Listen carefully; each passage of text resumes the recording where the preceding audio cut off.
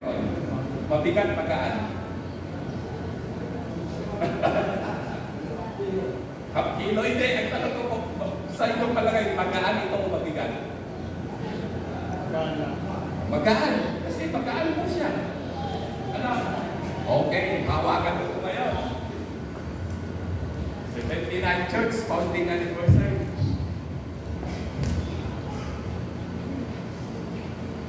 Mabigat o magaan? Magaan. Ilang minuto. Minsan ganun din po ang buhay natin sa church. Kung ilang buwan ka pa lang dito, ilang linggo pa lang dito, ay napakadali, nagumiti, napakagaan na maki-shake hands ng mga kapatid dahil ang gaan-gaan ng feeling. Anong patalastas na yun? Ang gaan-gaan ng feeling. Ano? Ilang minuto pa yan. Mabigat o magaan? Sa tagal nyo, tatagal ako ng 20 minutes na nakahawak po dito sa sinasabi ninyong magaan.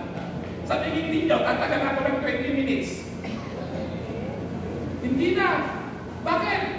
Magiging mabigat na ito. Magtanganakot ka sa dumagsin na ito yan.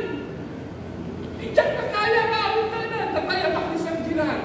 Sir Gerald, rescue me. Talagang nabibigatan na ako. Ilang taon na ako dito sa church. Wala man lang tumulong sa akin. Sabahan ko, ay natin ni Sir Gerald, kabakaran na. Iyapak dito hindi. Sister Brenda. Sister Brenda, humawak ka. Humawak ka. Humawak ka dyan. Kahit saan. Sir Gerald, magaan na mabigat. Magaan na. Gumaan na. Sister Jensen, halika dito namin. Humawak ka din. Ano? Ayan. 79 Church Founding Anniversary. Magaan o mabigat na? Magaan na. Sino pa kaya tatawagin mo dito? Ano? Sino pa? Si Ina Pitring. Ina Pitring, bilisa. Bring me. Bilis. Ano? Makihawak ka din. Makihawak ka din yan.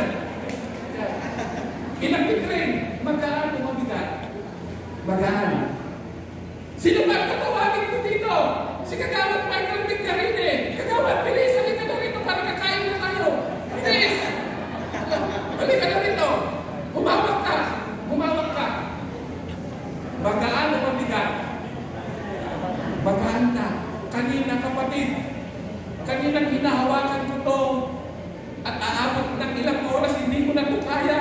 Hindi ko na kaya magpatuloy pa sa paglilingkod sa church na ito. Dahil bigat na ako. Ngunit nung maraming tumulong sa akin dito sa 79 Founding Church Anniversary with the Generations of Faith and a Journey of Faith, biglang gumaan ang buwan. Palakpakan mo natin ang ating Panginoon. Hallelujah!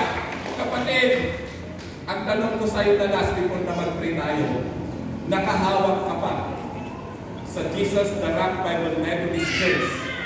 Ang ibig ko pong sabihin, kasali ka ba na nagbubuhat? Tanungin ko ba ang sarili mo, kasali ba ako na nagbubuhat sa may 79 Founding Church Anniversary? Baka ikaw naman yung nakitayo dito. At ikaw ay tumatawa ng ganito. Ha, ha, ha, ha, ha. Sige, nagpantog kayo. Tasya, ha, ha, ha, ha, ha. Hindi ka kapamilya. Pero, ang mensahe sa atin ng Panginoon ngayon, sa 79 Founding Church Anniversary, ibigay na po natin yung napakalakas na palakpak sa mga nagmamahal sa Jesus the Rock Bible Methodist Church. Hallelujah!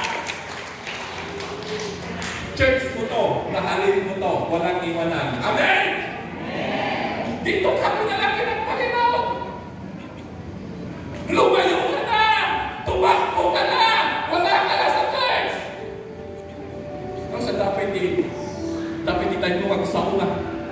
Nakita mo, aging popularan nga, aging magpagkat ni San Gerald kita. Ganti kinadvice mo na saan? Nakita ko hindi, aging magpagkat mo. San Gerald, aging magpagkat ka man lang ni George. Yes! At hindi lamang po sana si San Gerald, lahat po tayo.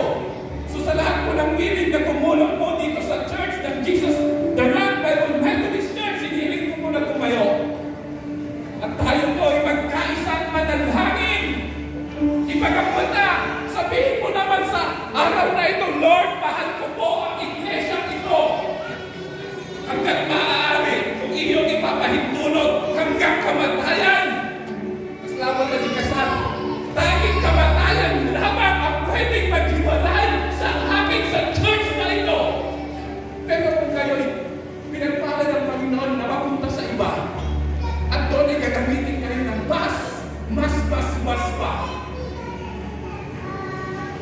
sumunod kayo sa kalooban ng ating Panginoon. Ngunit ngayong araw na ito, kapatid, kung nararamdaman mo na ikaw ang isa na pinili ng Panginoon